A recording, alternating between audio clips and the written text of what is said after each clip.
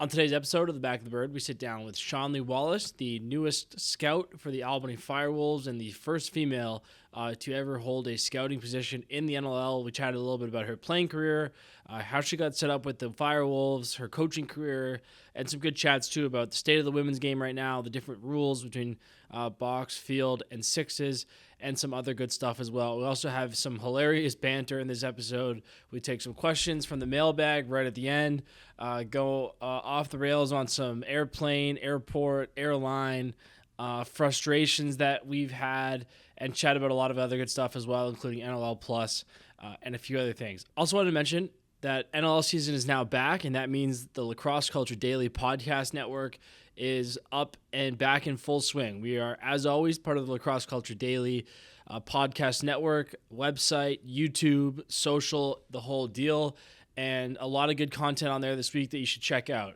Teddy Jenner and Pat Gregoire were on with Nate Grennan yesterday, chatting about Ottawa's debut in the NLL or in the Ottawa market, which will be tonight if you're listening to this when it releases. Also, Jake Elliott, Lacrosse Classified. I'm sure you've heard about some of the comments made on that show in recent days. Well, why is Jake one of the best in the business? He had the owners and coaches on, and then he had the NLLPA reps on, and then this week he had the commissioner, Brett Fruit, on. So make sure to check that out. Brad Challoner's back. Coach's Calls is back. Ian Rubel was the guest this week from Philly. So if you're interested in kind of the coaching side of things, go check that out. And then Adam Levy back with 2 episodes this week, one with Austin Shanks and one with Owen Grant from the Vancouver Warriors. So that's kind of a more statistical look at things as Adam Levy has joined as our teammate now on Lacrosse Culture Daily. And then obviously a great one with Shonly today. So make sure you check it out. Lots of great content, lots more written stuff going on as well. Let's get into it. Episode 127 of The Back of the Bird. Take your first ride and run, baby, run. If you want a sign, this is it. You're mad, you're magic, you're as hot as a gun. You wanna play with fire, consider this. You'll chase the thrill if it's worth the hit, 'cause you never ever wanna work for it. Take your first ride and run, baby, run. You got a spine of steel and a roar of thunder. Yeah, you make me drown, yeah, you're pulling me under. Okay, we're back. Episode 127 of Back of the Bird, presented by Cottage Springs. Again, we're rolling in on holiday season. Get out there, grab your springs from your LCBO or your Costco's. And I'm fairly certain even your local gas station will have them. Oh yeah. So make sure They're you go everywhere. out and grab those. That might just be beer and wine. Anyways, go out, grab your Cottage Springs, bring them to your holiday party, bring them to your work Christmas party, whatever it is. Make sure everybody's trying them. And boys, we're in the first week of the season. It's rolling up. So grab your springs to enjoy the first games of the season, which will be happening likely tonight when you're hearing this on Friday. So we'll just jump right into it. Pauly, what's going on, buddy? Speaking of Costco, I can't even make this work, but a Cottage Springs sweatshirt on. But went to Costco today, and you're getting old when bought myself a pair of sweatpants from old Costco. Nice. Got the kids some applesauce, some fruit gummies, and then you know what? Saw the Costco pants on, or not Costco, like just their bench. $24.99. I gotta get a pair of track pants. I got a pair of track pants. So that was that's the big news happening in my world, is that I now shop for my clothes where I get my groceries. So, yeah. I wonder, can you see that, or is that backwards? Pauly, that's so funny that you say that, because I sent this meme to somebody today, and it's just like a guy. He's like, when you buy pants from Costco, that's when you don't care anymore. And it says, that's when we let go of our egos and begin our spiritual journey. So congratulations on embarking on your spiritual journey. Namaste. Namaste. Love it. But camp went well. Pauly Goalscorer? Snuck a couple in, luckily. Close the eyes, The old But now, face dodge Pauly. Face dodge 5-hole Pauly. Yeah, now there's expectations, right? So I You got to screwed get 18 myself. this year now. Yeah, exactly. I'm gonna try and double my goals. I'm gonna try and get 27 this year and just double my career goals. So That's good. That's hey, you know what? For Kirsty, that's good stuff. Um, Bonnie, what's going on with you, buddy? Yeah, gotta eat some humble pie. The last episode, I guess that Pauly's career goal total was a third of what it actually was. He immediately scored on us that weekend. Saw it happening a mile away. Just yeah, the lacrosse gods let me know they can be cruel. They they can can be be cruel. cruel. They give and sometimes they take, and they let me know to watch my mouth on this here podcast. So I'll be best behavior going forward. Check If it it out makes though. you feel any better, it's now an ongoing joke. So then, like, came back to the bench. Everyone's like, "That's 28," and then I scored this past weekend. 29 now. 29, 29. So the boys and the coaches all love it. So Yeah, you know well, what? It's good I stuff. was That's good thinking, stuff. Pauly, Good like stuff. I just have a reverse jinx on you. So I don't Yeah. think you're gonna win the lottery this year. I don't think you're gonna. Hey, please. I just actually, again, just don't really buy lottery tickets. But when got a protein shake, saw that 80 million. I'm like, dude, I gotta throw a If 20 you win stack on 80 sheet, this. All right, I if you definitely win don't think you're 80 gonna win it. sheet, yeah. If Hey, I'll be Bonnie, that guy. I'll be that guy. You won't know I won the lottery, but there'll be signs. There'll be yeah, yeah. signs. Have you? I forget. There's another. This is completely off the rail sidetrack story, but I think it was kind of related. I'm pretty sure there's a guy that like he wanted to off himself or something, so he went down to Mexico Jesus.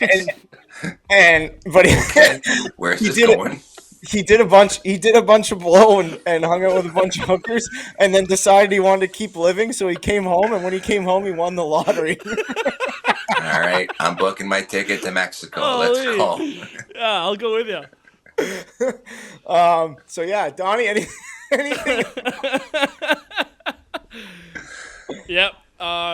We've a lot of good lacrosse news. One of the things we've talked about, Castor, new equipment supplier. I officially got some Desert Dogs stuff. So repping the new brand here. Desert Dogs for life. We start Saturday in Rochester. Staying downtown, which is exciting. Last time I played in Roch, we were staying out the city a little bit, right downtown. Where are you staying? The Hilton Garden Inn downtown. Okay, yeah, Rochester, okay. That's right where they. across the That's where bridge. they. Yeah, that's where they've been for the last couple of years. Okay. Nice. Yeah, so really excited about that. I think the listeners know it's was an interesting summer for me and end of the spring, so I'm back playing and just really excited to get out there with my new teammates and yeah, best time of year. Love it. Danny, what's going on with you, buddy? Yeah. Well, I don't have as much lacrosse to look forward to as the rest of the boys. But again, it's one of those things. I guess for people that don't know, I was released from Roch and don't have a team, but it's I think going into this season, it was one of those things. Like I kind of was reading the writing on the wall and knew something like this was probably coming. And I think a decent part of me was gonna just like try to retire and like almost preserve my own ego. So I'm proud of the fact that I didn't do that. Yeah, And fuck yeah.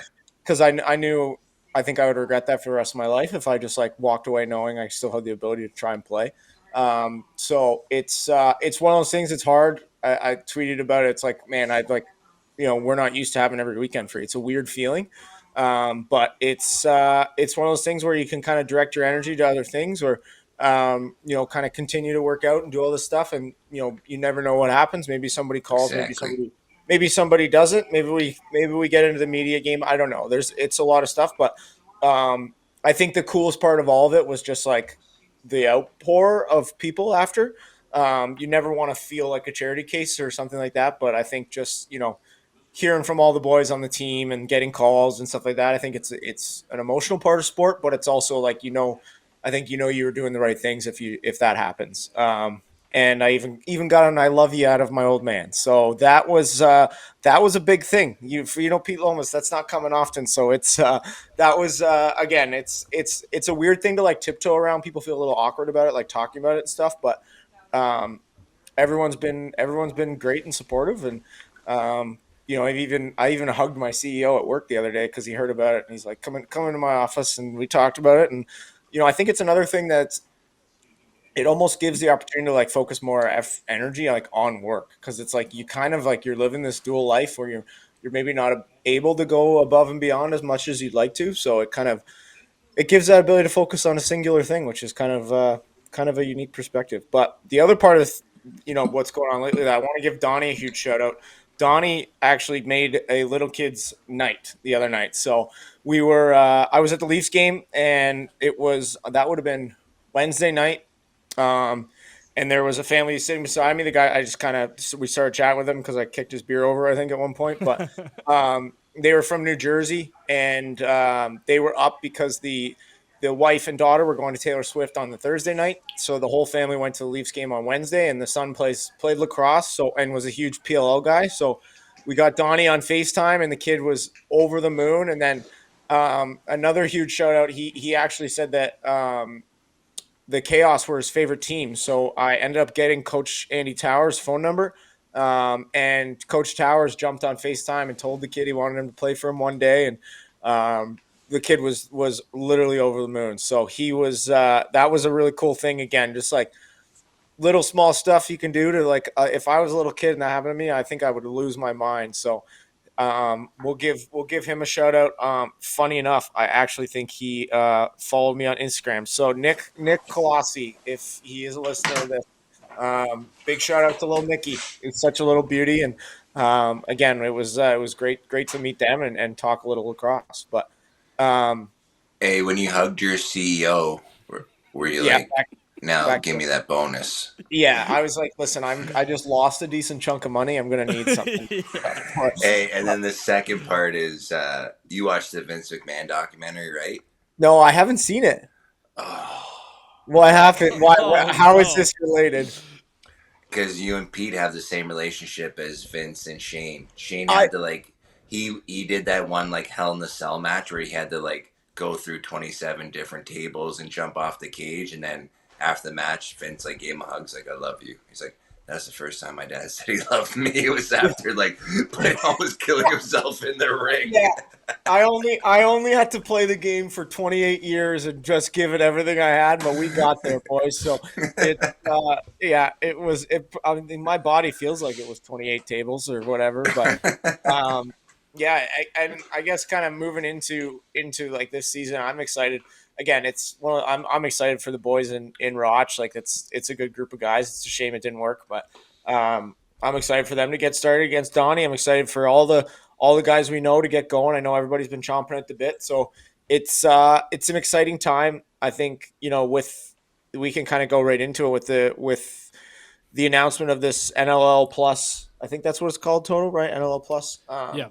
Is really cool, man. We've been waiting for this for a while.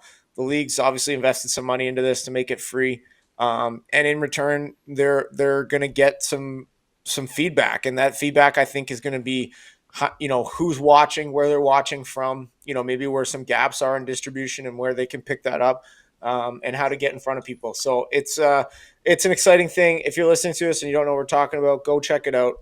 You can sign up with your name, email, where you are, and then where you live, and then you get to watch all the games. Obviously the ESPN games and stuff like that. They'll just be on ESPN, but then you can watch them after. And all the games will be there for playback, from what I understand. So, Donnie, Yeah, so you're our news guy. how it's going to work is in Canada, you can watch them live except for the games that are on TSN proper. So the TSN linear games are not going to be on the NLL Plus. But if you're in Canada, you can watch all the other games live through NLL Plus or through TSN Plus, how you already were. So if you are good with the TSN Plus platform, then nothing changes. And the same is true for ESPN Plus.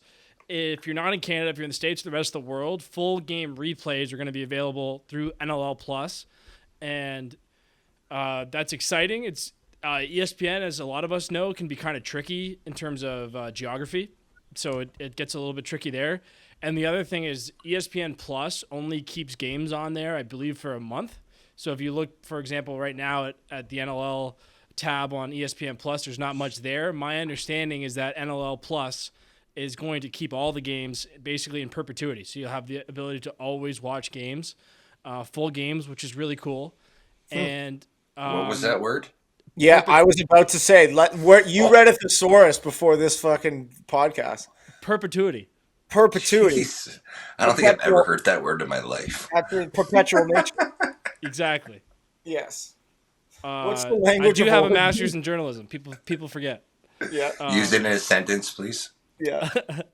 NLL games will be available on NLL Plus in perpetuity.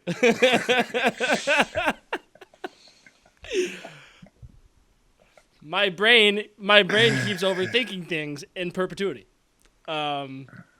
So yeah, and most importantly, it's free. Yep. That's actually huge. I don't think that should go really understated, because we've done nothing like this, because like obviously technology wasn't what it was, but like we did like the B2 live and we did some other stuff, but it was always pay to play, right? Yep. So I think this is huge. Like again, it kind of takes out the excuse of giving people a reason not to watch. Yep. Right? Sign up for free. You get to watch it. You can watch it now, watch it later. So I think that's like just such a massive move. And I think so many people miss the mark on like that original like streaming, where it's like, yeah, I know we're streaming. It's like, oh, that's sick. But it's $54.99. And even though it's like not a big thing, people are like, what? Like, why are you trying to get more money out of me, right? Especially, Sure. you know, economy's tough right now, man. People are grinding. So we're giving it to you for free. Yeah, and I think the international part's cool. My sister lives in England, and she texted me like, awesome, NLL Plus, it's easy, a one-stop shop, and yeah. So and also like, you know, I kind of said my piece about the dispersal draft and things like that. And obviously there was some not so good news there. It feels exciting. Like feels like we've had a couple good weeks here leading into the season. So credit to everyone at the NLL, you know, for getting this done. And there's no negative spin to NLL Plus. There's no way you can spin it like badly. Yep. You know, everyone will have access to a bunch of NLL content for free. So it's good. Yep. No doubt about it. Outside of that, we've got a great interview today. Shonly Wallace sat down with us for like an hour. It was a great conversation. She's the first female scout in the NLL, and you know, was behind the bench in training camp, and you know, obviously is a great lacrosse mind in terms, and you'll hear that in this interview. You know, growing up playing box out west, and you know, playing field second, which is an interesting little transition. So, do we want to kick it over her for the interview now, or do you want to dive into more of the other stuff? Nope, I'm good to go. Let's Cool. You know who it's brought to you by. Lucky Penny Media, who are a full-service marketing company without hefty agency pricing. We understand your brand is everything to you, and working together, it means everything to us. You're more than just a client. You're a partner and a teammate. Our philosophy is simple. You grow, I grow, we grow. All your marketing needs, go to them. Lucky Penny. Here it is, Shonly Wallace.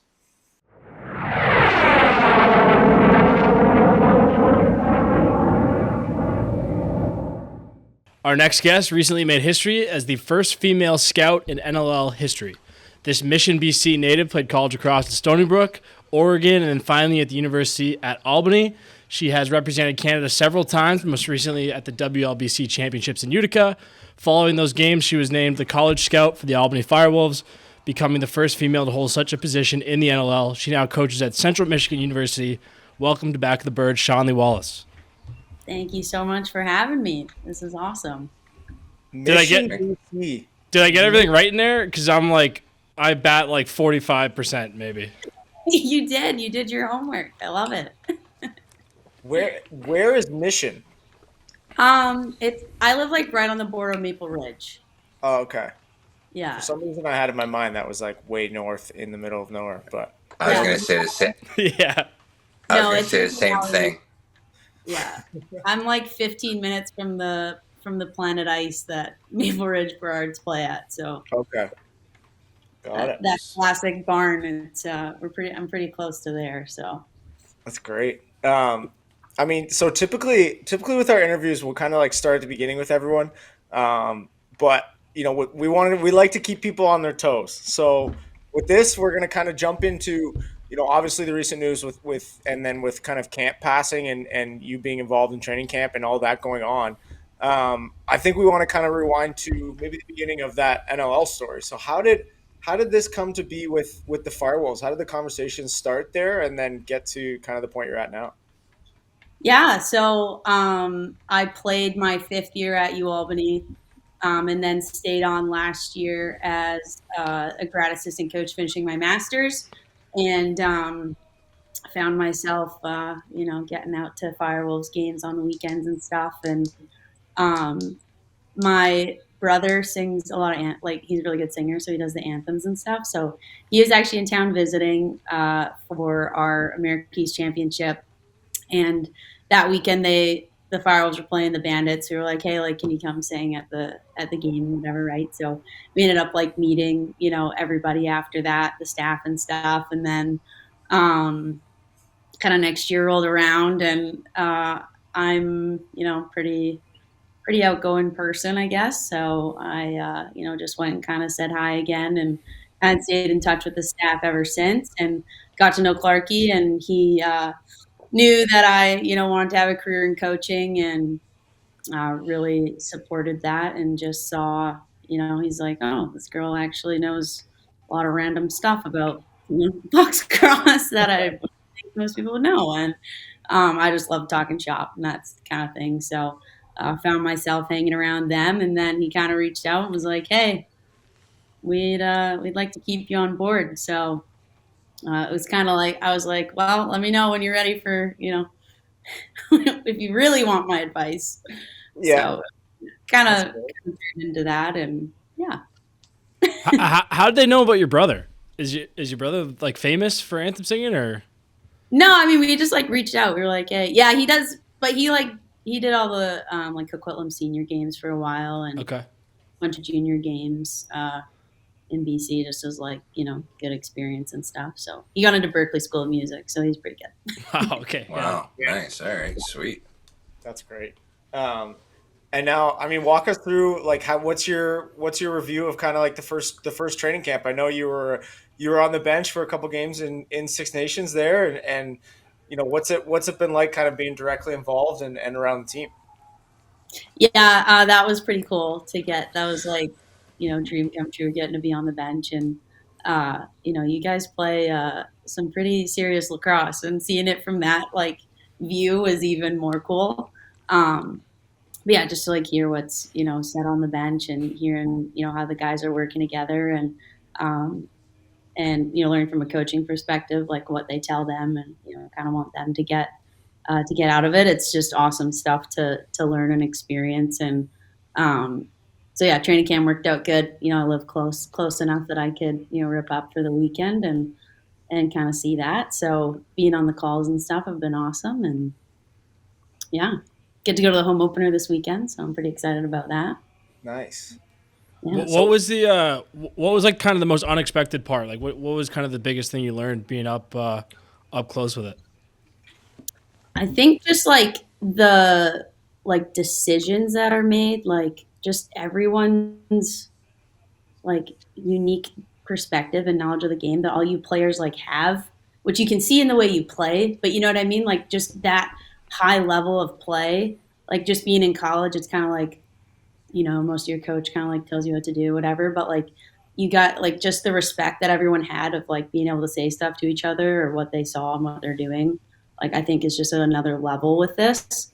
And especially with such a creative game like lacrosse, that's like always, changing or each shift or like adjustments that are being made or certain people that you're playing against, kind of has that. So I think seeing like the way that they like work together and drop a play and it's just done, and I was like, well, that was like executed. Everyone was like on the same page, and um, I don't know, it was pretty neat to see like really be involved in how like high level you guys play. So what? Coming, what sorry, you're good, coming Paul. in like obviously like you played lacrosse your whole life and you started playing box too. Like obviously the girls games kind of exploded the last couple of years. Like Was there like a learning curve for you too? Like, were you asking questions? Like, they're asking your opinion? Like, what was kind of the learning curve of like getting into like the men's box side too?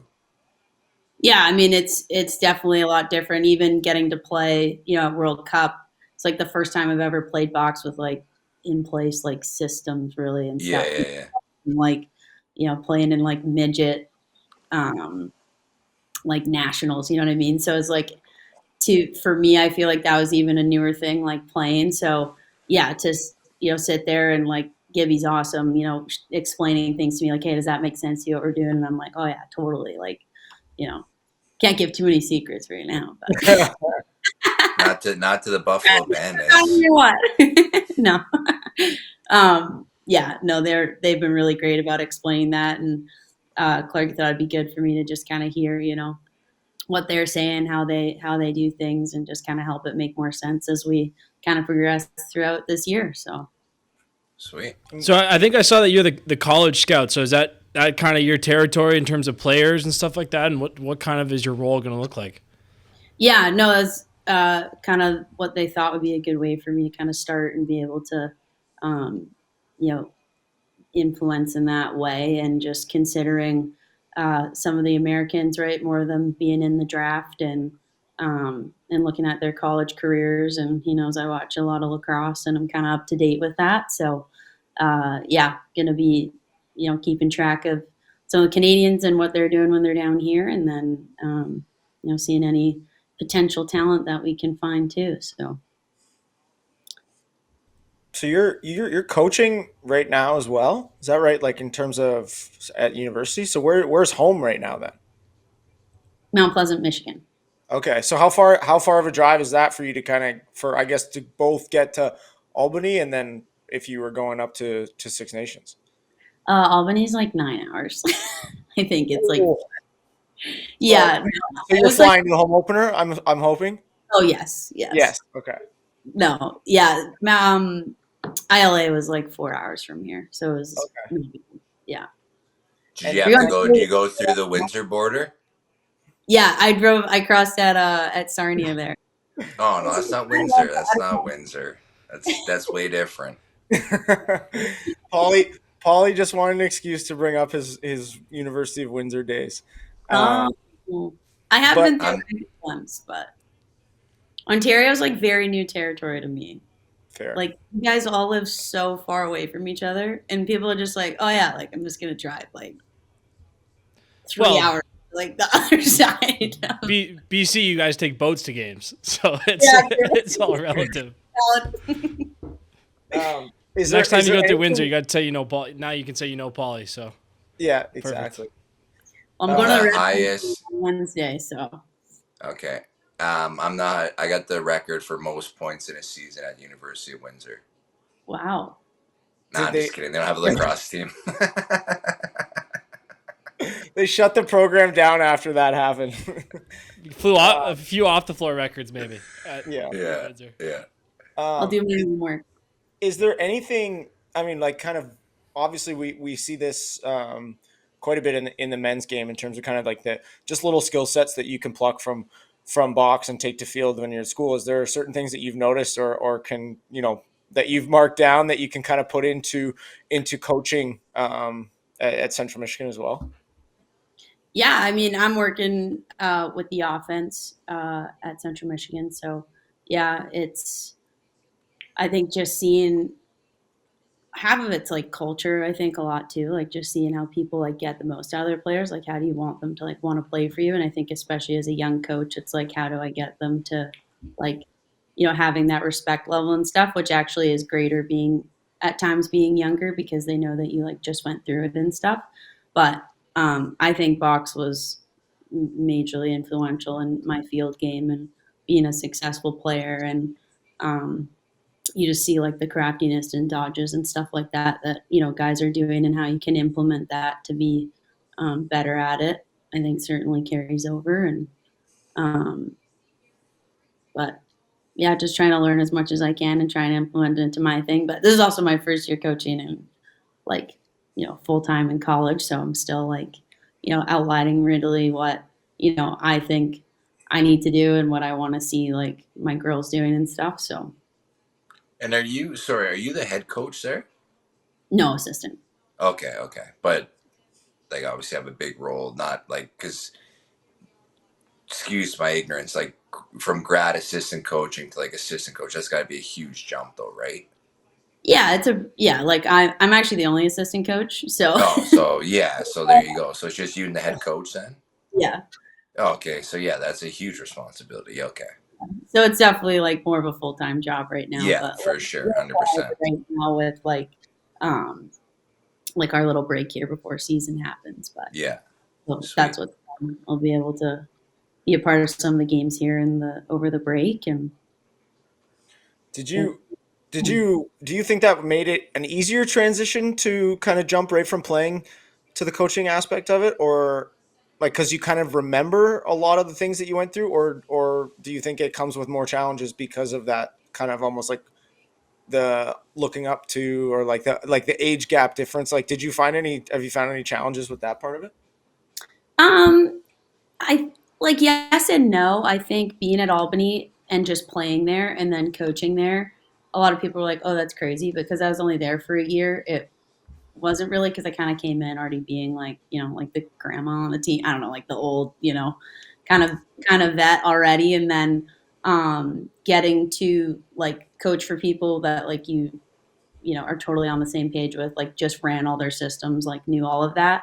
I was kind of more of like that extra like ear for the girls, like come and ask me those questions that maybe like, the coach doesn't have time to like come and, talk to them about, and kind of go through those things. So I think it really set me up actually well because I was so comfortable in what I was like talking about with them because I had just played it and, been a part of that. So, um, yeah, I think it's worked out pretty good. That's great. And also probably maybe the first phone call when if they possibly get in trouble or something, they're like, "How do we tell coach this?" We're like, so don't We have something to tell you, but you can't tell anyone. say anything. Don't get promise you won't get mad.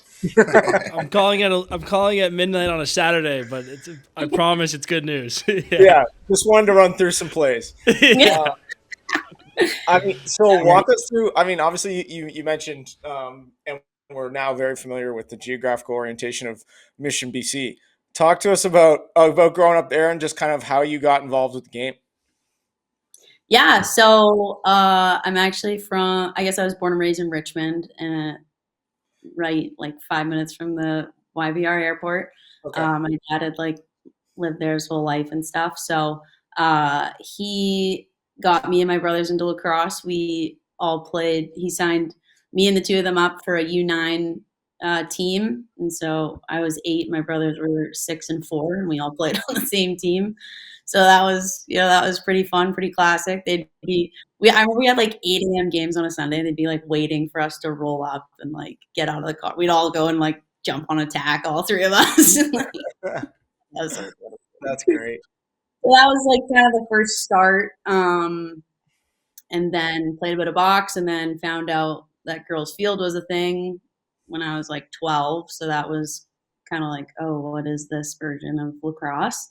And then obviously, learned of all the opportunities in it and kept playing box. But yeah, I just come from like a big lacrosse family and we loved going to games. Like when I asked my dad, I think it was 2011. I was asking him today that we had like season tickets to the senior A belly games.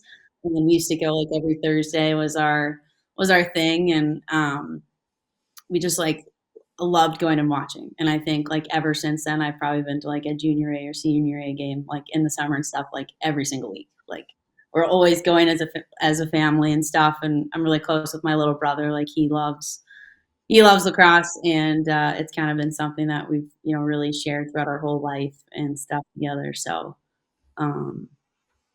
yeah, I guess that's where it kind of first started, and then we moved to Mission in like 2013, and my then there wasn't a girls team in our town, and my dad and a couple other dads started a team. We're like, hey, we'll coach it, we'll do whatever needs to happen. So our families all came together, and we had the first midget girls box team, and box lacrosse is doing awesome in Mission right now, and so that's pretty cool to see. But yeah, that was, I guess, kind of box, and then it kind of took like a weird pause there for a bit, especially like before COVID, and then during COVID, it's been limited opportunities for girls to play, even in like a hotbed area. So Um, I want to touch on that. So you started playing box and got into girls field like after. So it was like box primarily growing up, and then you figured out that there was actually girls field, like a girls version of lacrosse. yeah, Um, I just find it interesting because like in Ontario, like I got a couple nieces that play, and now like it was primarily girls field, and now box is like exploded in Ontario. Like there's every age group's got leagues, and it's great. What do you like better, first of all? And I guess my second question is like, what would you change about maybe like girls field? Because like you're going from like two polar opposite sports, box to field, where like men's field to box is different, but kind of the same, if that makes yeah. sense. Oh yeah, no, totally. I think that's what kind of makes it fun is like whenever I'm playing one or the other, I'm always like, oh, this is so fun. I love it. And then I'm like, oh wait, no, I love box. And it's like, so it's kind of, it always just felt like I'm playing like two different sports. So I felt like people be like, are you a multi-sport athlete? You know, they ask you that like in recruiting. And I was like, well, kind of, because I play box lacrosse. So I feel like it actually is a really different sport.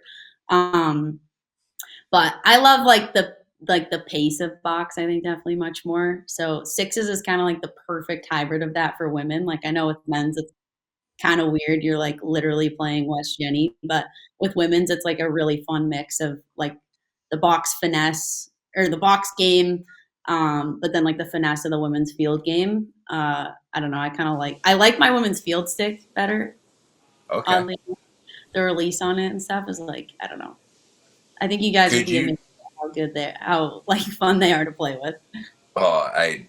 There's no chance I could use a women's field. I can barely Oh, use a men's field Oh, stick. you basically do. Wanted to. Yeah, Paulie, they're not that bad. They throw pretty true, to be honest with you. The new ones are I good. wouldn't, Like Yeah. dude. I wouldn't be able to catch a ball, not a sniff. I need a huge pocket. Well, you could score. Hey, you're a scorer now, Paulie. We'll get that. Yeah. We probably have already talked about that by this point in the podcast, but you could do it. Um. Uh.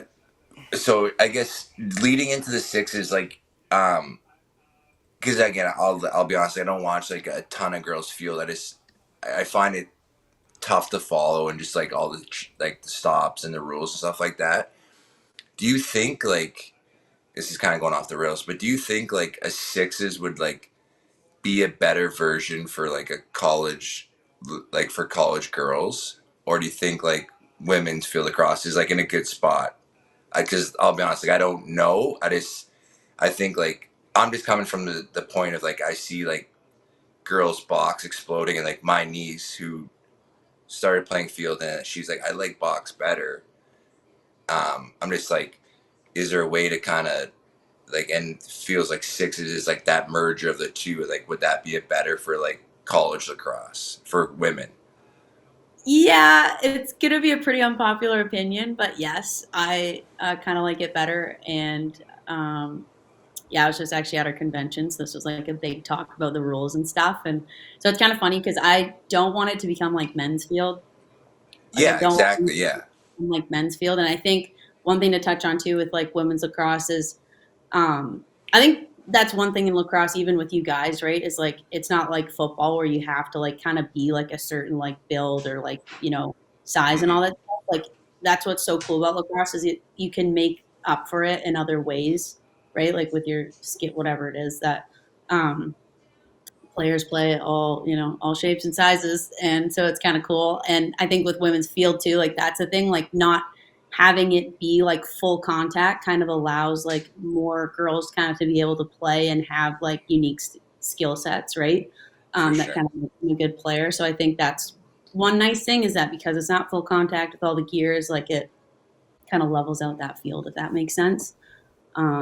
But yeah, it's also funny, like how you're saying, like in Ontario, I feel like so many more girls like play field first because the Hmm. seasons are the same time. And more girls in like BC, we all start playing box first. We kind of like Interesting. noticed that like in the box tryouts. Like I played in the U19 team, and only 4 of us from that U19 team like tried out for like the box World Cup team. I know a couple like more played, but it was just like it kind of felt like it would be more. Yeah. That kind of like stuck with box and stuff. But How yeah. much sixes have you played? I know you've represented Canada a few times, and you know what you sound like you're pro sixes, which is And sorry, I didn't is mean to put interesting. you on the hot seat either. No, you're right. It is like an unpopular opinion a little bit. You know, I'm with you. I've been clear that it's really fun to play, but what's your experience playing it, and what's that kind of been like? Yeah, I played in 3 of like the World Super Sixes. So I did the one in Baltimore. I think you were at that. Didn't you play in that?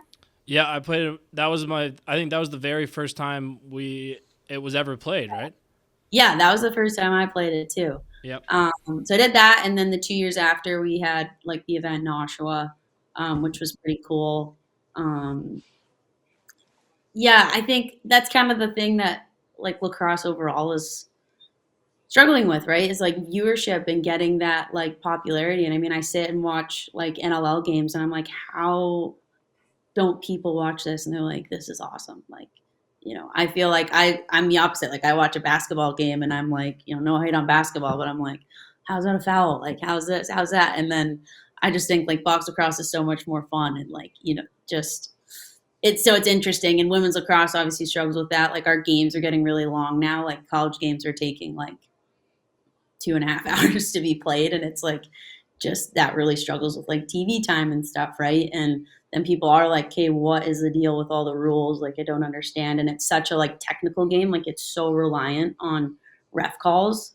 And I know like lacrosse kind of is in general, but like women's field like really is. And so it's just kind of getting to like a point where it's almost like too technical right now, that it's like you just gotta like play it out. So that's what I like about sixes. They kind of let you like get away with more like you're like playing, you have no 8 meter. So instead of getting the free shot, you're just going man up. So that's something that I really like and kind of am in support of. So yeah, it's a really tough balance that, we're kind of at a crossroads in. And obviously like NCAA lacrosse is here in the US. So like box is like pretty foreign to people. Like the amount of people that I have to like explain what the NLL is to them, they're like, oh, that's like a thing. I'm like, it's kind of too bad. Yeah.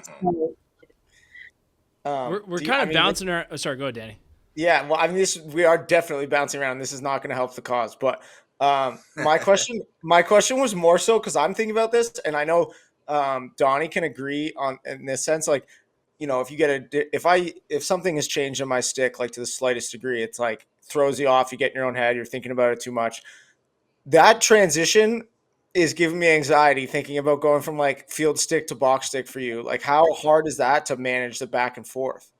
It's actually really funny that you say that, because my brother's here visiting me, and we just went and played pass, and I grabbed like my field stick, and yeah, I was like, whoa, it was kind of an adjustment for the first like 15 minutes, but I play with like a higher pocket so that in my box stick, so that it's like has been pretty seamless. Cause like in high school and stuff, I was going box game to field to like trying to do that in between. So, but I feel like you just have to you have to play differently. Like you kind of like just adjust your hands anyways. Like, I don't know. I feel like I'm at a point where you kind of feel the difference, but Yeah, I wouldn't be able to do that. I know Donnie would be, you'd be in your own melon with Right. that. Yeah, Absolute pretzel. someone was asking me about this recently, and I have this is like not even a severe example of that, but a bunch of my teammates on the Cannons, they'll use like a different stick during the week to leave their gamer like fresh for the weekend. oh yeah. No bueno for me. Oh. When I get my gamer in, it's in my hands, only in my hands until it's done. Like I mean,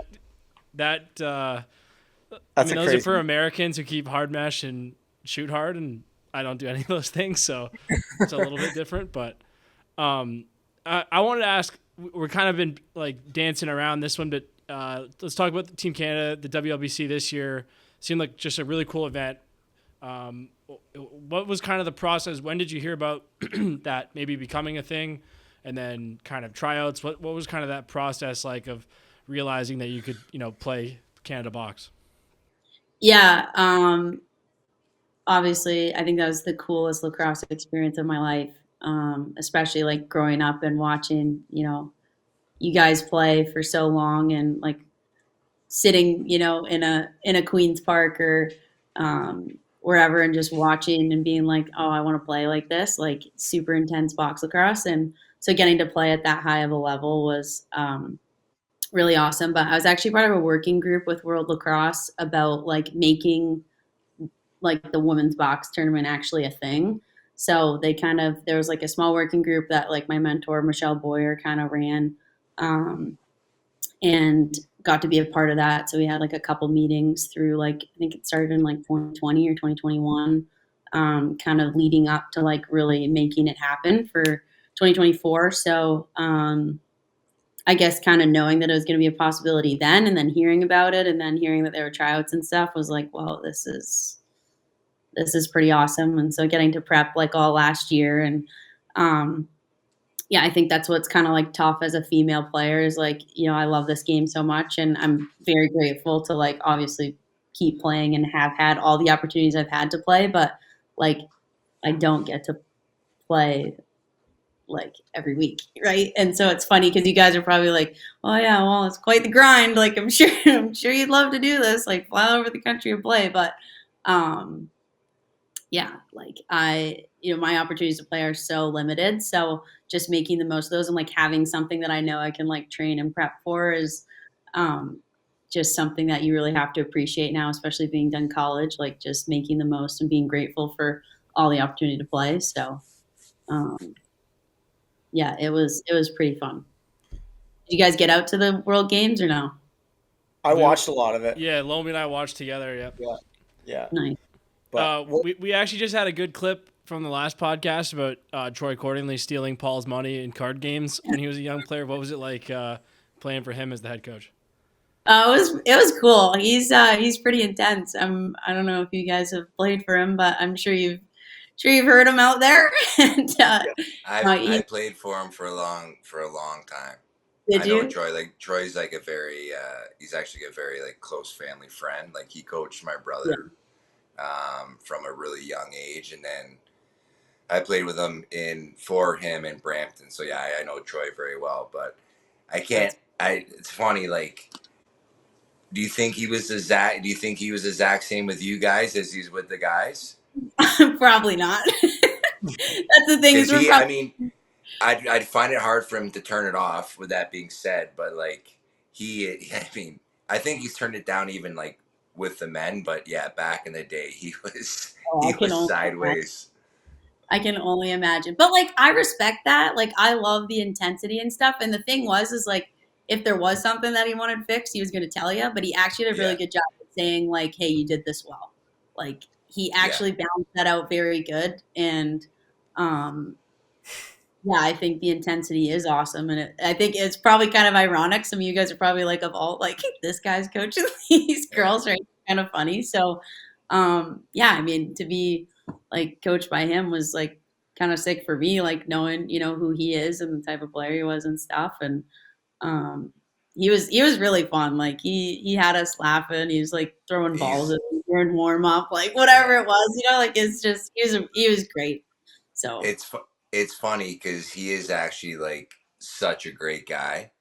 Like, and then that was always like their ongoing joke too, because he's since now retired, but in his heyday, he was also a kindergarten teacher. Like, gotta love it. So like he'd be going from like, motherfucking refs to going back to finger painting the next day, and the guys are just like, how are you doing this? Like, how is this the same person that's teaching finger painting, and then you're trying to grab refs like in mid game? So I guess he's always had that, like, I don't know if you want to call it like a Dr. Jekyll, Mr. Hyde, but he, again, like when he's not coaching, and I loved him as a coach, like don't get me wrong, but when he was stealing my money too, like he'd have the guys in stitches. Like it was awesome. He's a hilarious guy. Yeah, he had the cards out a little bit, so saw that down in the team room. That was fun. Was he playing with you guys? Oh, he wasn't trying to get you guys in there, was Oh he? no, he was playing with the guys. Yeah. Okay. Yeah, good. A smart choice, or you'd be down $500 too before you know what the guy Yeah, was. I've played a little bit with my brother because he's gotten really into it because like he's a male lacrosse player. So Yeah. sorry guys, sorry, but he's gotten into it. So we like play a little bit at home, but I'm just like I won't put like we don't do money. Like I Yeah. won't play with money. But yeah, it's kind of fun. How did you guys stay busy then during like throughout like because I mean we had Teeter on and like kind of talked through like a lot of their it seems like a lot of their downtime was board games and cards and stuff like what were you guys doing kind of in between games when you guys were back at the hotel? Yeah, just hanging out. Utica didn't have too much to do, so we were in there a lot. Like we also had a lot of young girls on the team, so like younger that are still in college and stuff. So they like had homework and stuff. So like down Yeah. homework, and I was like, the guys are probably dying, being like, "What is going on?" Like these girls are doing homework, and we're like, I don't know, but yeah, we'd be down there. We like put games and like shows on in there, and we had like a big friendship bracelet thing. So we like us girls kind of started doing that, and we were What was the most unique part or like did you watch a game that on the women's side that you're like this is really cool to kind of see these countries competing and all of us doing this in the same spot? um yeah, like the Haudenosaunee US game was really good. That first Yeah. one that they played, I think also just really showed like what box like was because a lot of those girls on the Haudenosaunee team are Canadian, but like Australia, like they actually were. It's tough. Like the scores didn't always really reflect like how the games really ended up being. Yeah. So I think like the effort and like they play super physical. Like a lot of those countries like play really physical, and I think that's kind of like the same that you see on the men's side. Like it kind of comes down to like the goaltending aspect and just like that ability to like how much experience you actually have like being able to score while having that type of pressure on you and everything. So because that is a huge like that is probably a way bigger adjustment as opposed to like a guy jumping in and playing box is like they're probably used to a little more contact.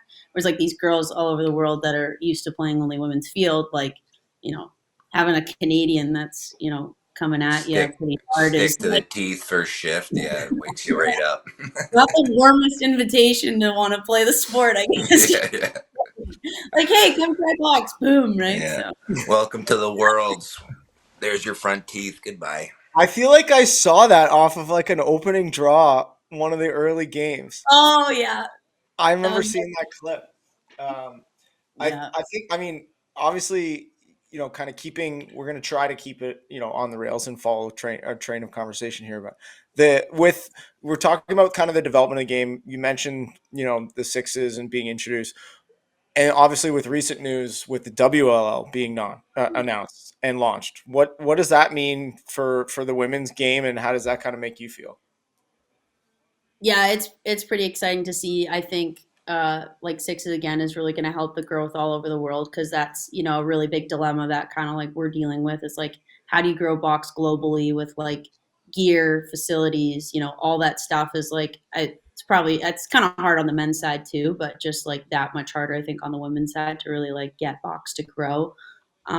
Whereas like sixes, it's like kind of that happy medium of like, hey, you don't need as many people and like um everyone Don't plays need the everything. rink. Yeah. It's not like so specific. Like I think you can kind of just get people to play it more, and it's like fast, doesn't take as long. Like all those things, I think help its growth. So, um, yeah, the fact that now they're doing the WLL, I think it tends to be like the U.S. when they do a really good job of something. It does end up kind of like helping a lot of people. So them kind of being able to take charge and like start a league with the WLL. I mean, they're the country that needs to have that and do it, and doing it alongside the PLL is huge support obviously for women's lacrosse just to have that. So I think it's gonna be really good, and we'll see how it all kind of works out. But Will you have a?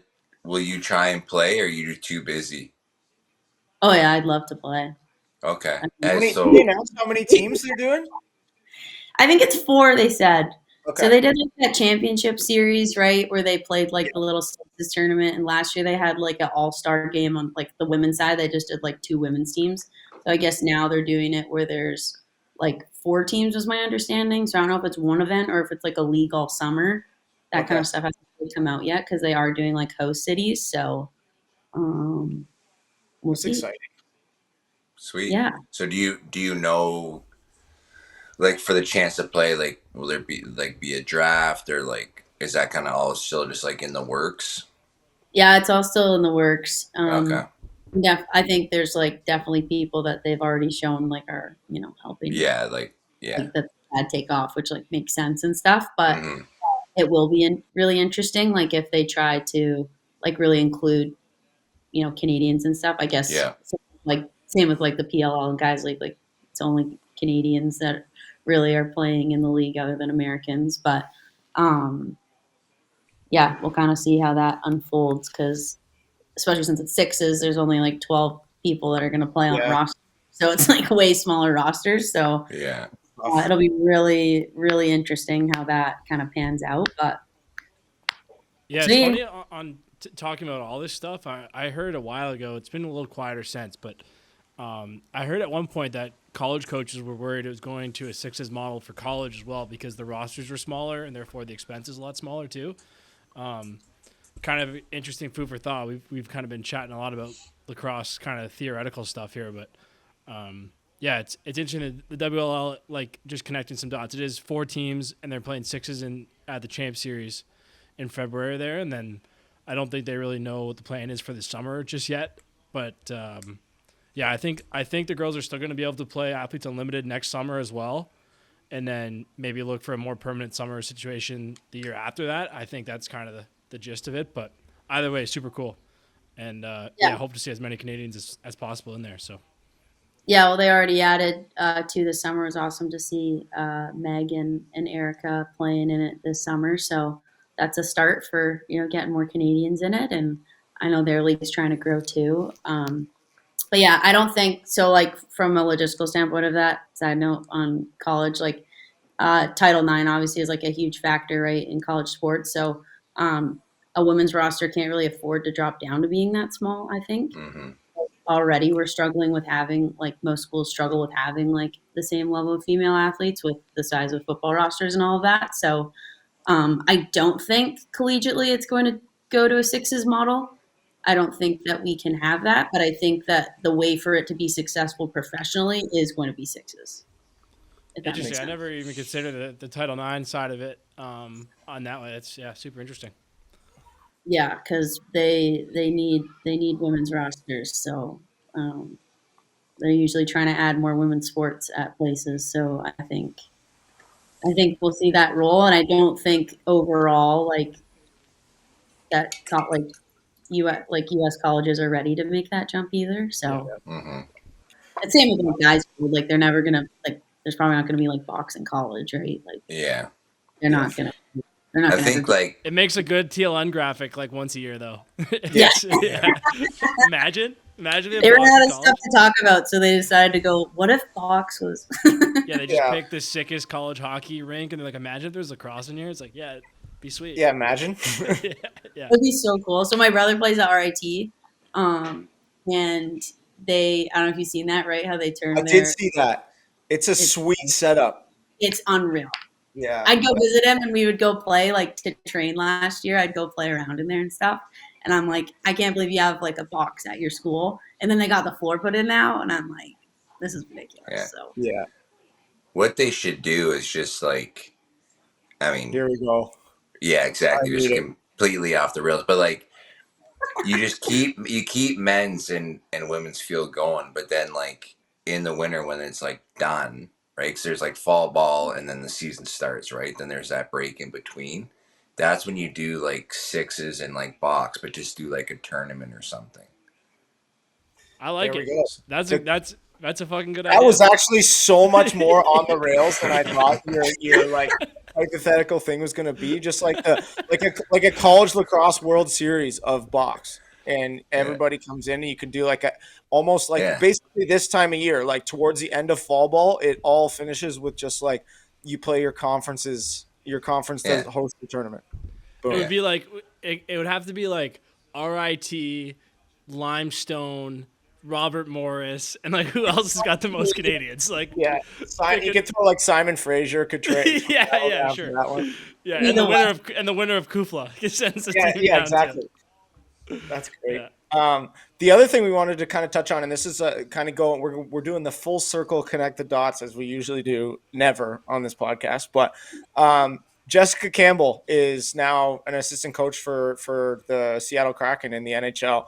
Is that something that like you kind of saw too, like, and you see that like breaking down barriers and being able to kind of see yourself, maybe one day being able to coach in the NLL? And I mean, obviously you've already been on the bench in preseason, but is that kind of like something you could see down the road?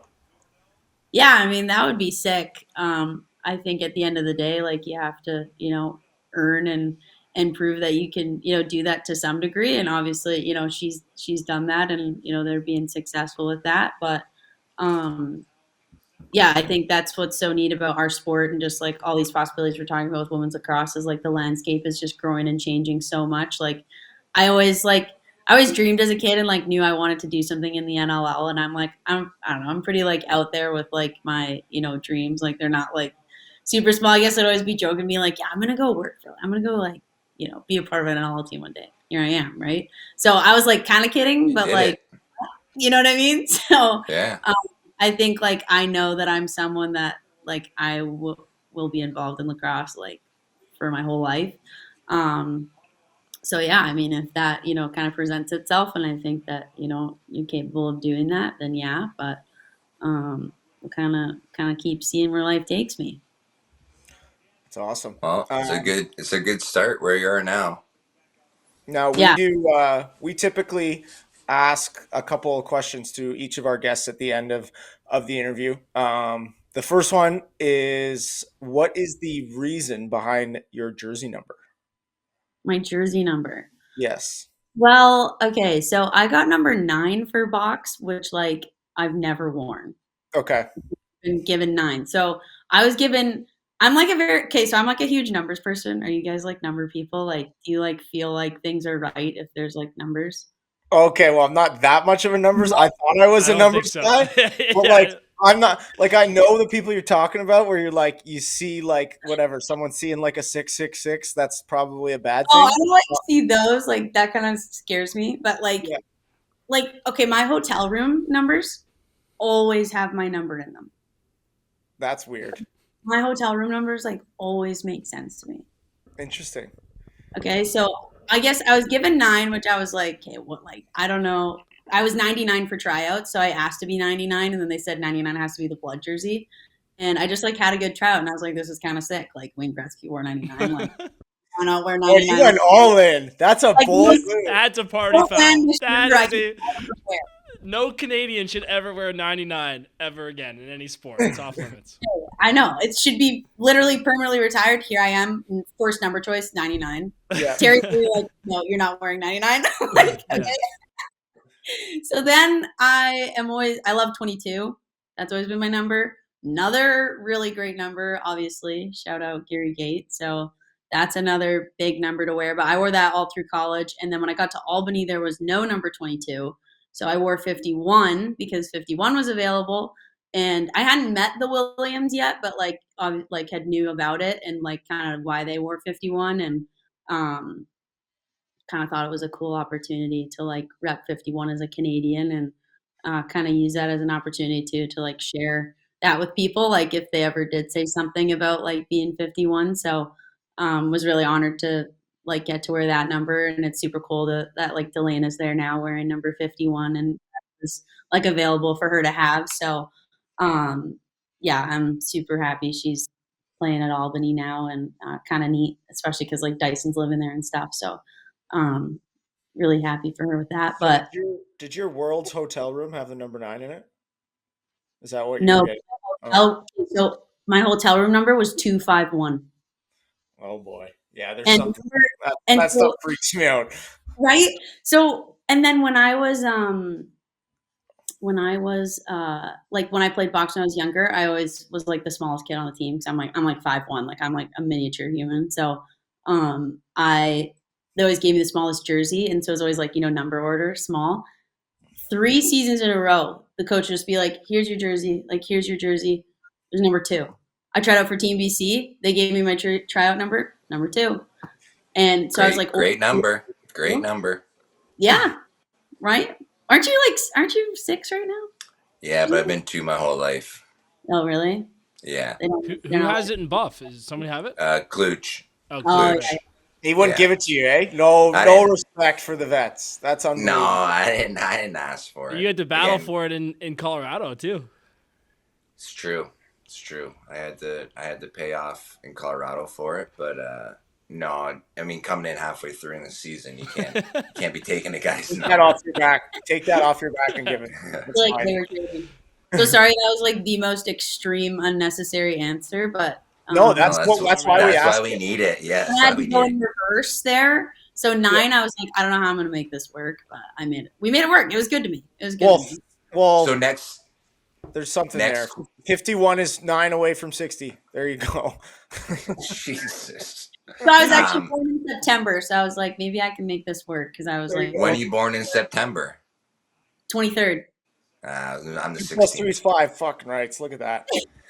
But if you could choose, so then let's just bring it back. If you could choose one number, what would it be? Like 22.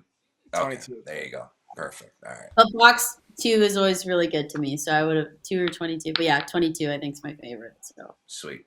Awesome. and 51. Okay, side note, I scored 51 goals that year when I was number 51. Oh, not a big deal. Eh? Clip No, it. isn't that crazy? Clip it. That is wild. She's on. So She's fun, so she's fun. on the crease. She's on the crease alone, wide open net. Just shoots it wide. No, I want 50. Yeah. I'm not even kidding. I don't know how that worked out, but That's wild. Yeah. And then the last question, we usually will ask guys that'll come on and just like if they've got like a super old piece of gear or like something that they have to wear or something that they have to do like weird before the game. A lot of guys just answer tape their stick. We don't like typically love that answer because everyone usually tapes their stick. But is there like a pregame ritual or like something you like a stick you've had forever or anything like that?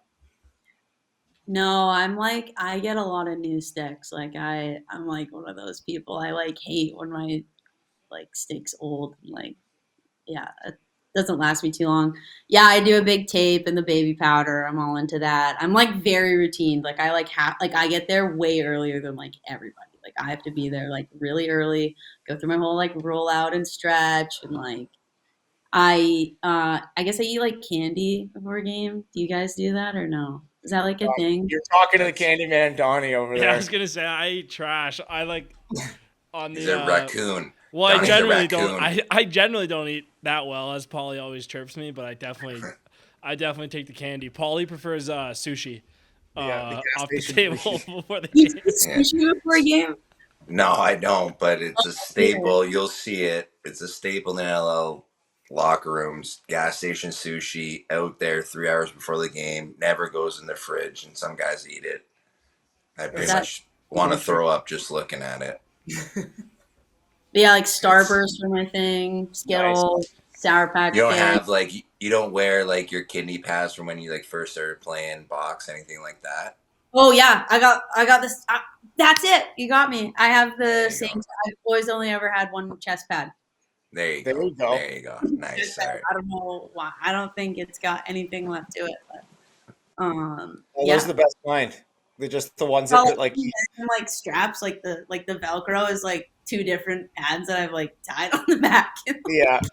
I'm actually wearing a new shoulder pads, and they're the new ones with the heart protector. I feel like I'm wearing like a bulletproof vest. That thing is They're legit. terrible. Yeah. They're I like should probably get that, the heart protector. Yeah. hard to play with, but you guys probably should wear those. But I probably should too. But I didn't want to drop $200 on it. No, Yeah. it's too expensive. I'm not a pro. Just make sure you're there for opening weekend. Go talk to the equipment manager. Just say, are there any left over? And just, pack a nice gear bag for Shonly, and then we're good to go. I don't know if they make them small enough for me, but we'll see. Oh, this has been awesome. We appreciate you taking the time, and it's again, you should be the part about you kind of saying that your dreams were big at the beginning. I mean, that's pretty cool to come, full circle and get to that and continue to pursue it from a coaching perspective, and also, not too bad of a playing career. 51 goals playing in the world championships as well. I mean, that's incredible. So we appreciate you taking the time sitting down with us. Oh, thank you. No, I mean I mean, I can retire right now. I got being asked to be on Back of the Bird. I was like, no way, No, really? no. I This thought you can't be said the you set your highlight. sights high. Yeah. You got to dream bigger than this. Yeah, wait a Yeah. second.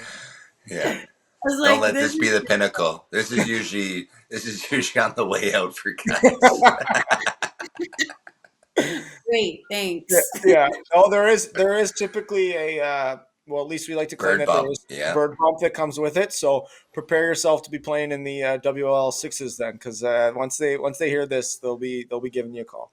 Hey, I love it. No, thanks for having me. I'm so honored to be a part of the league and just get to, make this step for women in lacrosse. But I think just to be a part of it for you guys and, hopefully, seeing the league really take off and grow more and more, right? I think everyone involved wants to see that. You guys work so hard.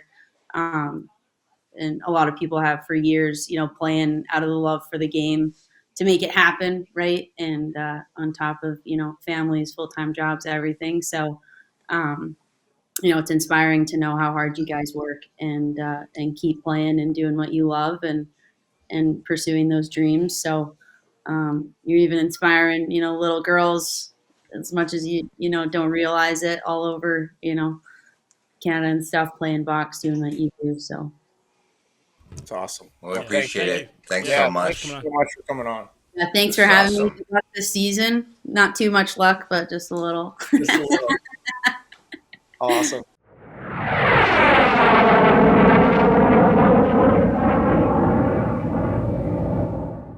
We're back after a great interview, Shonly Wallace. That was awesome. Good little sit down there and walking through kind of her story and dream big, folks. That's what we get out of this one. Because if you probably said that as a young girl growing up in BC that you want to be involved with an NLL team, no one would have believed you. But she's doing it. Now, other topics buzzing around.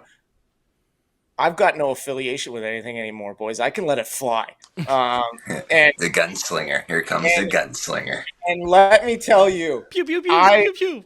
when I'm scrolling through Twitter and I'm a little in the dumps, I've been released from an NLL team. That the same thing I've done for 28 years of my life has kind of stopped.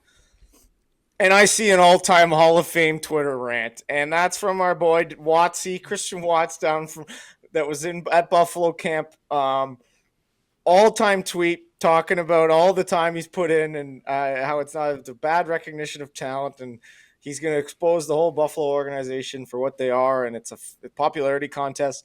My first reaction immediately out of the gate: you can't sit there and tell me you're a better player than Dane Smith, Tohoka Nanticoke, Chase Frazier, and who else do we got on the right side? Kyle Buchanan. Is that a good right side? So again, the follow up was awesome. Reading through that again, I understand it's an emotional thing, getting cut and like you're frustrated. Don't go to Twitter to let that out because Gotta have the 24-hour rule. You Gotta have give to. yourself the 24 Everyone knows the let it marinate rule, but like, man, again, like to try to say that we're like exiling Americans out of the league and things like that, it's the complete opposite. Like doors are being opened more than they ever have been. And just because you work hard and you watch film and you foam roll your body, that doesn't give you the right to say you should be on a roster, because if that was the case, we would have a 4 million person league, and Jimmy from my office, who's watched an NL game and foam rolled before, would make a team. So it's not logical. It downplays how skilled every other player in this league is. There was a team that folded, and those players got dispersed to the other 14 teams. Those last 2 or 3 spots on every roster were up for grabs, and to go on Twitter and say it was because there was no recognition of talent and they don't see what you have. I get it, man. You're frustrated, but that pretty much just guaranteed not another team in the league is going to look at you. So just again, kids, this is a lesson to you. Don't do that because again, nothing good comes from it. And if you need to vent, call someone you care about that will listen to you vent. I did that. I had some swear words, some choice words for some people that I actually like, and then I waited 24 hours and I forgot about it. So, yeah, turn the page, get over it, go back in the film room, see what you can watch, see what else you can film roll, and we'll go from there. But that's my rant, Donnie. I hear you might have a rant about Air Canada. Oh yeah. Okay. Here we go. I've done this a little bit before on the podcast, but I've noticed that Colin Squires, PLL guy, I think we actually have his card somewhere. He's been doing some airline rankings on Twitter. Whoever decided that we need like motion picture quality videos for the safety announcements on airlines, like who asked for this? The Air Canada one is 6 minutes long, and they have like a thing in every province. So it's like they took like an airplane seat and put it in like the Bay of Fundy, and they're like showing you how to buckle up your seatbelt. Like who paid for that? Like, and United's doing the same thing now. United has like Hans Zimmer scoring their freaking announcements video. It's so long, and all you want to do is watch a goddamn movie. Nobody asked for this. I don't know how we got here. Sammy English is listening to the safety video before games to get juiced. Yeah, pretty much. I mean, don't get me wrong. The Air Canada video, if there was an award for best production in a safety video, they would win it for sure. It's literally like a mini movie. Very niche award. Just way too long. Yeah. You know what's funny about that is like Ryan Whitney just had kind of like a similar rant. Not really rant, but he was talking about how like he was sitting beside a girl and she was like, I guess, wasted, and then she's like, hey, you're not paying attention. He's just like, lady, I don't think me watching this video, this bird's going down, like nothing's going on. It's like, the old, like, again, I think also because we fly so much, you take it for granted, like, it off by heart. But, like, I always get a huge, like, laugh about the, like, the head in your lap for bracing for impact. It's like, we're falling from 40,000 feet. Me putting my head on my knees, like my knees are just gonna drive my head through the roof. Like, I'm not a huge like biomechanics guy. Putting your melon down there is just asking for your spot. It's like, okay, how can we kill everyone on board as quick as possible? Let's put their heads down low and snap their spines. It's like, what are we doing here? Yeah. But, you know what? And this is bad, but like the worst part is like, whenever you're watching a movie and then it comes on, it's like the loudest thing. And that's what it is. Oh. And then Air Canada somehow has more announcements to make after the 7 minute long mini movie. Don't get me listen, I'm all for the dual language thing. I don't know what you're saying the second time around. It takes up more time. Yeah, you got to watch 2 6-minute videos because the second one's in French. Yeah, it's not right. But so Colin Squires. Yeah. Update. Please take my thoughts into consideration on your. He actually has United ranked last, and United was one of the videos that sparked my my anger here. So, what are his rankings? Let me see.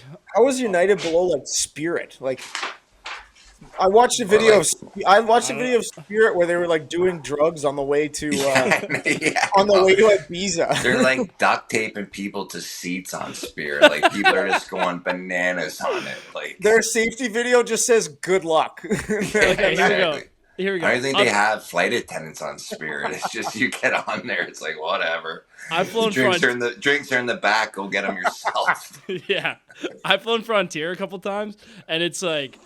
I understand you don't get a lot because you don't pay a lot, but they treat you poor. It's like they treat you badly and they act like you deserve it.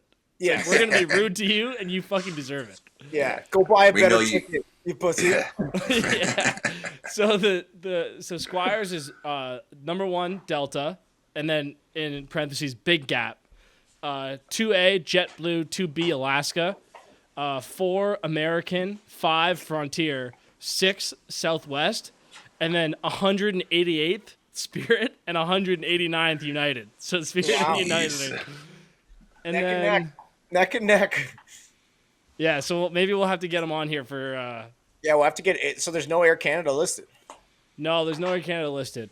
So I wonder, he 100. probably hasn't flown it though. Like if he's Yeah. American, he probably hasn't flown. Well, we got to Yeah, get he's him up from. here because 190th would be Flair, where they're charging you $75 for a carry-on after you paid $75 for your plane ticket. I just had this. Didn't really have an argument, but we're going to Mexico like in later on, like as a family.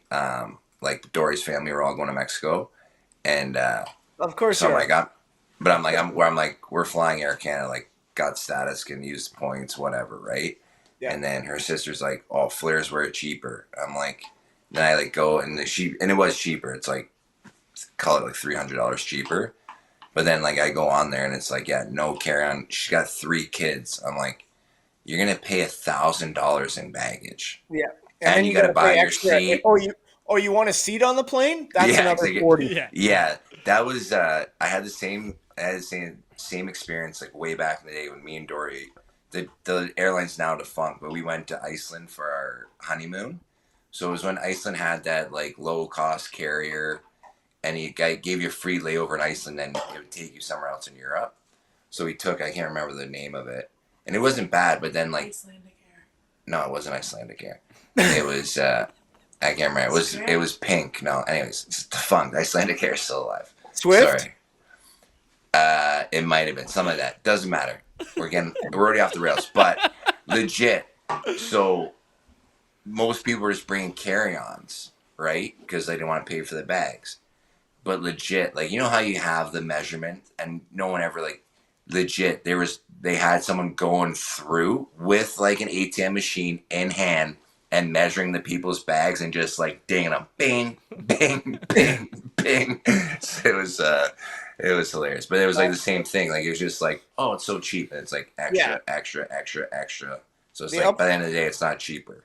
Now here's a little economics lesson for you. Your fixed cost is cheaper. Your variable cost is higher.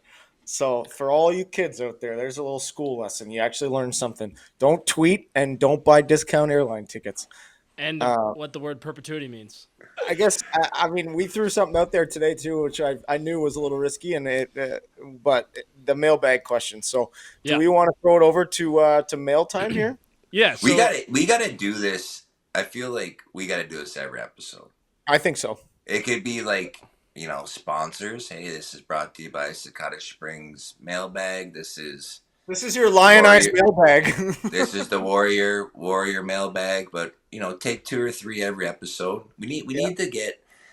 I've been listening to, and I don't want to like steal from other podcasts. Oh, we Again, absolutely can. But like I love like the bussin' for the boys, like the Twisted Tea question and the tier talk. I love those. So do you want me to save some of these, Pauly, or should we only go through a couple? Yeah, let's do a couple because Okay. they can also get off the rails. Like I listened to that 32 Thoughts. They got the thought line. the Montana's thought line. So try the ribs. Yeah. We'll get right into it. Donnie, what do you got first? Yeah, so I'll leave the question, the questioner's name out of this. You know who you are, but someone said, "What is the best post-game bar scene, and why is Philly number 1?" For me, it's I would say Calgary. Philly is definitely cool. Xfinity Live there. I think it's Calgary. Maybe 1B Vancouver for me. Pauly, what about you? I'm going third. Okay. I would say, based on my experiences, like in terms of kind of like fun nights I've had, San Diego, Yeah, up it's there. Yeah. We did that like Pacific Coast Beach Bar or whatever. That was fun. And then the other one, man, it's got a place in my heart, but Buffalo. It's like you got that 4 a.m., you got the 2 extra hours of mayhem.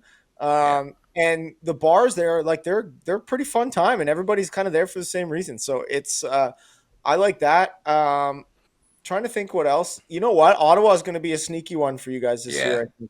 I think that'll be fun. One of the best times of my life was in Ottawa. Young Paul Dawson, a young Dan Dawson running a lacrosse camp during Canada Day. It was in the middle of the week. With in the Crawford? middle of the week. Did you go to the Hope Beach volleyball tournament or no? No, so we like did the camp. So this is when I first met Callum Crawford.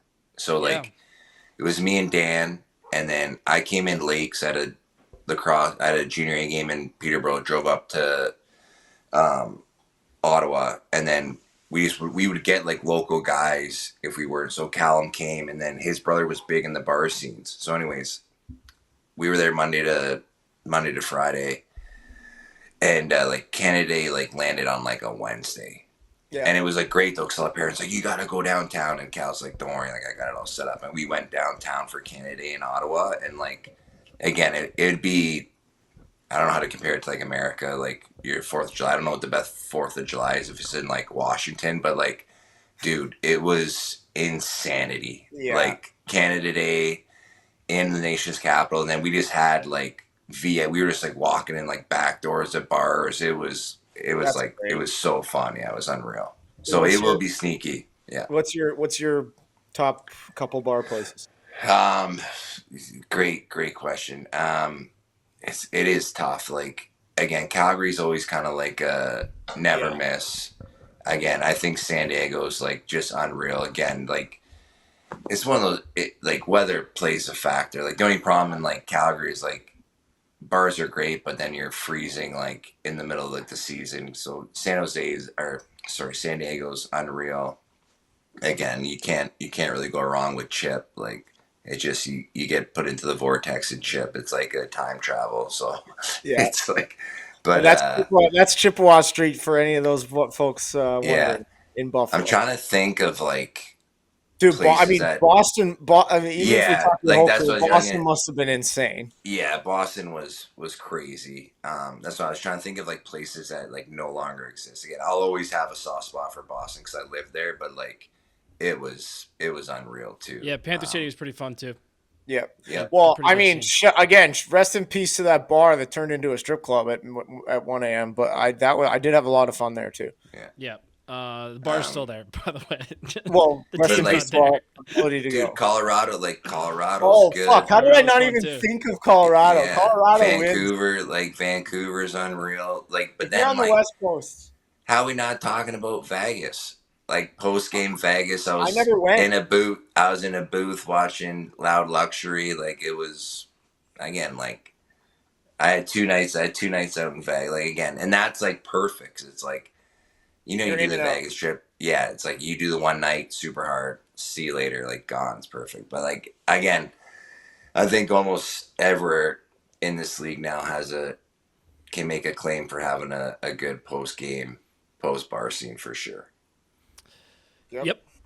Okay, someone asked about the comments that were made on Lacrosse Classified recently about the CBA. I'm just going to say really quickly that this past week on Lacrosse Classified, Jake Elliott had Reed Reinhold and Zach Courier, the NLLPA reps.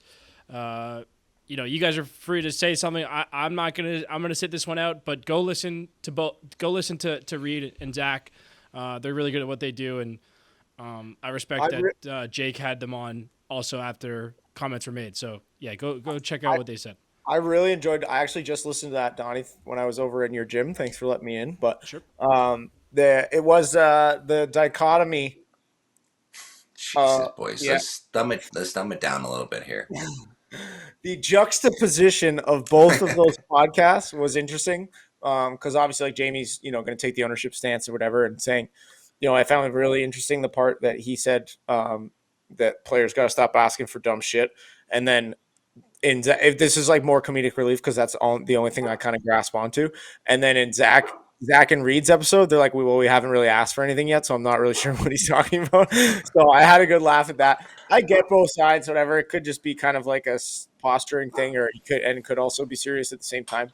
But yeah, I do agree. Those are 2 good episodes to listen to. I don't know the stance of the owners if they all feel like Jamie does, but it seems like the stance of the union is to go to the table and kind of have a conversation and see where it goes. So definitely worth a listen if you haven't listened to those. Okay, someone asked, how do you choose what gear you want for the season? Is there a catalog to choose from, or how does that go? Yeah, I mean, it kind of varies year by year, right? Depends on And team by team too. yeah, who the sponsors are and kind of who the team chooses to go for. But there is essentially a catalog for the most part. Like there's usually a couple options of unders, like of arm guards. Kidneys are usually kind of are what they are. And then again, and then with that, like with our question, guys are going to choose what they want, what they don't want, right? Some guys might keep their uppers from last year. They like the slash guards they had. And then sticks. Again, that is a catalog, right? With you got Warrior, East Coast Eyes, String King. So yeah, it is a catalog, and you just gotta work with your equip manager, say what you like, and there's different shafts and different. But yeah, there's definitely is like a catalog essentially, and then the biggest thing that's changed in the last couple of years is shoes. Like Yeah. you can just get your own. You can just get your own shoes. Like before, it was based like here's the shoes you got to wear, and like they could be brutal, but now you can get your own shoes, which is huge. And yeah, so it's definitely come a long way. Yeah, but it essentially is a catalog, and you just get to choose what you like, and certain guys are sponsored. But yeah, kind of answered his own question by asking that. Yeah. How do you guys get your gear? Is it in a catalog? Yes. Well, I think he's kind of getting at like how much choice do you have? Do you kind of get assigned stuff? I would say for sticks you have more choice. Other stuff is kind of whatever the sponsor is. The sticks Sure. you have to be within the sponsors, but there's just more options for sticks. But Yeah, yeah, I think Gloves would vary by team too. Like some teams Yeah. just give you all like the Warrior gloves, and then yeah, some others would be okay. We've got Epic. We've got whatever. Yeah. Like I don't even know if they're yeah. sponsoring. The protection stuff is kind of usually like here's what you get. Sometimes there's a couple different options. But yeah, sticks is definitely like you get definitely more variety and more options for sure. and it is in the CBA, technically in the CBA that they have to provide you with all equipment. So, yeah. Okay, there's one more that I wanted to get to. Okay, this is a good one. Explain Peterborough player sponsorship. So I think what he's getting at is like back of the jersey sponsors and how they're kind of individual. This is kind of a general Canadian lacrosse question. You see lots of teams selling jersey sponsorships. How does that kind of work? I would imagine they just sell like our players. Players are not responsible to go get that. No, Like, no, it's just. I mean, I can kind of touch on it, I guess, because I played there for a year. But it's just they're so big in the community that they just have some like they legit have a full time like sponsorship team. So it's just basically like it's like anything you sell. So there's like levels of sponsorship, right? You have like tier 1, tier 2, tier 3. Tier 1's going to give you the board sponsorship. Tier 2's giving you the jersey, right? So it's basically that's just how it goes. And then yeah, you don't have a choice whether you get Pete's Deli or Paul Dawson Real Estate on the back of your jersey. It's just whatever they sell. That's what gets put on the back there. But yeah, it's not up to the players. The teams Yep. just Peterborough does that specifically, and again because they're so ingrained in the community, they have a ton of sponsors. So those jerseys get littered up pretty quick. yeah. Okay, one more here. I know we said only do a couple, but this is a good one on Twitter. Do you guys think we'll get an expansion team as soon as next year? If not, when do you think we'll be back to 15? Thoughts on locations? What would that look like with tons of talented players not making rosters this season? Would most of them make it back in? I'm going to say probably not next year would be my guess. I would say 20. My guess is 26. Yeah. Yeah, I think with kind of bring it back to the CBA, I think you're going to want to have that CBA signed, sealed. It's a little bit of a discouragement for teams to come into an unknown when there's some labor unrest. So yeah, I think, but I obviously like Brett, our commissioner, has been not super vocal on expansion, but growing the league. But again, anytime you lose a team, you're going to want to get a team back in as soon as possible. And again, I think where our league is right now is that again, back in the day, there probably wasn't enough players to fill as many teams as we had, and it really watered down the league. But if you look at like last year, how crazy last year was with 15 teams, like Roch making it in at the end, like it was close the whole way going through. That proof is in the pudding that 15 teams can be in this league, if not 16, and there's enough players to fill a roster. So yeah, obviously, like to answer like the last question, like obviously guys that are on the outside looking in, like that they'd be right back in the league 100%. And there's more young guys that are still kids in college, but Yeah, I would agree with the 2026. I wouldn't see next year. I'm sure there's a ton of irons in the fire. Like even if you like go back to that Jeff T, like he mentioned two cities that were interested in moving New York City. So like there's two right there, Nashville, Tampa. I think you want to try and get into like maybe the Midwest. Like I guess Nashville kind of is the Midwest, but yeah, there's a ton of markets that like even Utah. Like, could you ever get that billionaire guy to buy a team in Utah? Like, Yeah, I think that's Edmonton and Montreal are two that you hear coming up a lot too. So yeah, I was thinking about this just as like this is just a thought in my head. I think the perfect fit and perfect recipe that you could run with in our league specifically. Look at the NHL teams. Look at which ones own their AHL team as well, and then drop an NLL team in that building. yeah. I mean, I think that's just I think that's been our recipe for success for the last couple of years too. Is just having not even owning the AHL team, but owning the barn for yeah, the most part. Own the barn, so you're not wasting so much money on renting the barn, which Yeah. has like been crippling teams since the beginning of this league that's existed. Is that you could buy a team, but then you got to go rent the rink for $100,000 a night. So I Yeah. think that's like the recipe is like obviously having someone that's super interested. Deep pockets obviously help, but I think like again you kind of go into like a Utah and like I don't know if the guy's got any interest, but it's like you got a city that's growing like crazy. It's like the youngest city in like America. It's growing like crazy. It's the new like tech capital of the world. The guy who owns the NBA NHL team owns the rink now or whatever. It's like something like that would be like could be a cool spot. It could work. Who knows, right? yeah, agreed. I mean, we had Everybody go tweet at Ryan Smith, owner of Utah. Let him know you want an NLL team there. Get me out to Gozzer's Ranch, Mr. All Smith, right. please. And I don't know how this is a question because I don't know how you could listen to this podcast and wonder. Somebody asked, "How is Paul's golf game?" It's the best it's ever been. I feel like we've covered this. I feel like we're Paul's golf podcast, and then occasionally, Yeah. Look at this. He's sitting up. occasionally we cover lacrosse. When you win the men's match play championship, it's pretty tight. Yeah. Yeah. So Yeah. golf game's good. It's And not to mention the NLLPA tournament. yeah, no, it's been a good year as far as taking some money off some people on the course. So yeah, no, golf game's been good, man. I actually got chirped, so didn't really like it, but post game, Georgia versus Buffalo, assistant coach Andy Secor said I've been ducking him on the golf course, which couldn't be further from the truth. He said Creppy tried to set it up and I ducked. I'm like, dude, I don't know if you know who I am. I've never ducked a golf game. No. Yeah.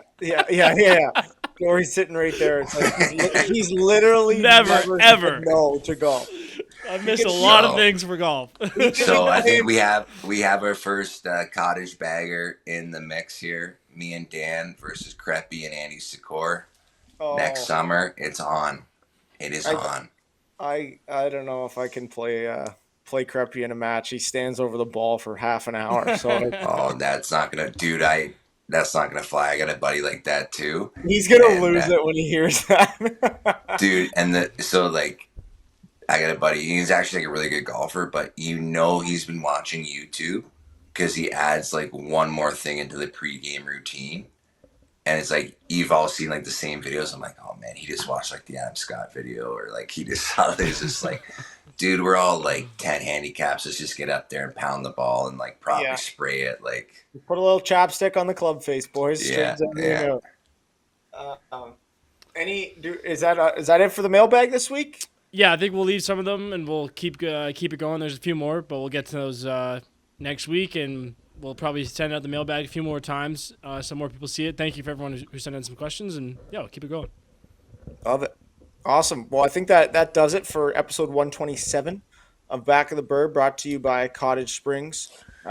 Is there any more? just one thing. Again, we try not to end it on a sad note, but Ian McKay's stage 4 pancreatic cancer. We just put it on our story. A bunch of people have been putting it on the story, but they set up a GoFundMe page. He's looking for some treatment in Canada, but it's not covered under OHIP. We don't have to get into that, but so they set up a GoFundMe page again for a guy who's seen that part. Just again, do what we can. So yeah, we're thinking of Mickey and his stepdad in this shitty battle. But yeah, so there's a little GoFundMe page. So again, whatever we can, whatever anyone can throw in there to help a guy go through a terrible battle. But yeah, just want to say we're thinking of Mickey and his old man, and just there's that GoFundMe page that we put the link in our story, and a bunch of guys throughout the league have put it out. It's on Twitter, it's on Instagram. So just go check it out, and it's just kind of a call to the lacrosse community. We always step up in these situations, so just do what we can. No doubt. And I'm just looking at it now, and the fundraising goal was 30 grand, and it's at $29,871. So I think we should try and smash that. So we'll put it out as well, but share if you can't, donate. A share is just exactly just as good for sure. Yeah. Just get the word out. If you can't donate, just get the word out. Yep. Jump on there, and the back of the Bird Boys will jump on that thing too. So appreciate you guys listening. Another great episode. We're looking forward. The ball starts tonight. The boys are buzzing based on when you're hearing this. They're going to be running to the floor, starting it up. I think there might be just one game on Friday, just the Ottawa Toronto, maybe another. I don't know. Donnie, but every day this weekend there's a game, Friday, Saturday, Sunday. Yep. So why not this week? NLL Plus, go stream every game. You need betting lines. You need picks. Come to me. Wow. I'll mush them all. I can get on this now. We get you. Yes, that's your gig. Get the betting corner going. We're gonna have to start Danny's Den, the betting corner over here. Cool. So, hey, cool bet. Jump on. I know you guys got your own podcast, but cool bet. Don't be afraid to jump on sponsorship here. Patty Gregoire. Let's go. Yeah, but that might have just cemented the fact I can never play in this league again. But still, let's chat picks next time these games start. So appreciate you guys listening. We'll chat with you next week. Perpetually goodbye.